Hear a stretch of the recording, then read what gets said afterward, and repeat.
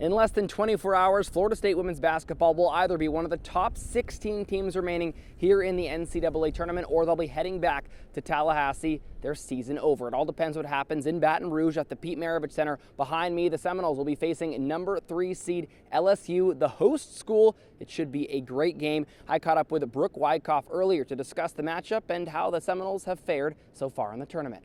You guys have had chances over the last several years to get to the second round and come up short. What do you feel like is the difference between this team and those teams? It's a combination of things. We have veteran players who have been there before, who have been a part of those first round losses, who understand what it is to compete in that first round game and know and have grown into understanding what it takes to win those.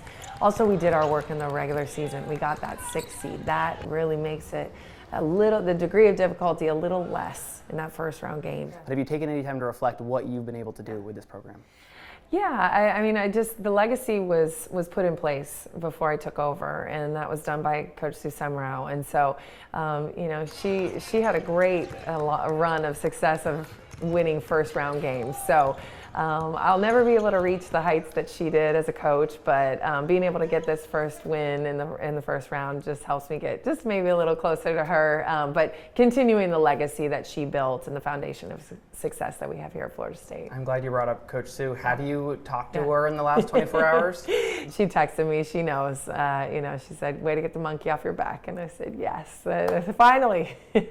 We know LSU has obviously a long history of success. They're the 3 seed in this tournament. What is it going to take for you guys to beat them? It's going to take a really great game on our part, and it's going to start on the defensive end. We have to make every shot tough. They're going to score points, and we've got to finish with as many rebounds as we can so we can get out and run. And that's what I think this team is ready to do. How's the mindset changed now that you're an underdog? I think we're ready for it, and again, we've been in this position before during the regular season, and I love that it's prepared us for this moment. You guys are both top 10 in the country in scoring this season. Are we going to expect 85, 90 points from each of you? I think so, or else we're going to have a knockdown, drag-out defensive battle.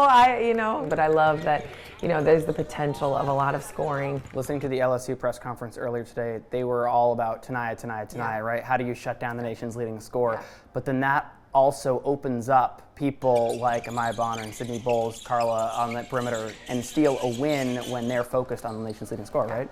Yeah, and that's the beauty of what Tanaya does. I mean, she's able to score so well, but she's also, understands what it takes to win. She's an unselfish player. She understands that, we've got to get the rest of the team involved because they will be open. And so that's what I love is that, we have tons of capable shooters, tons of capable scorers that when they do take Tanaya away, we'll be ready. Can you give us a little glimpse into what your pregame speech would be about tomorrow night? It's just about going out there and playing free, enjoying the moment, and giving it everything we possibly can to get on the other side of that into a Sweet 16.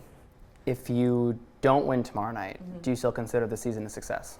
Absolutely. I think, to get to this point in this postseason, we have grown this year. I mean, this is progress from years past. This is a team that has done so many amazing things throughout the regular season. So I'm already proud of them. I already consider this season a success, and everything else is just cherry on top.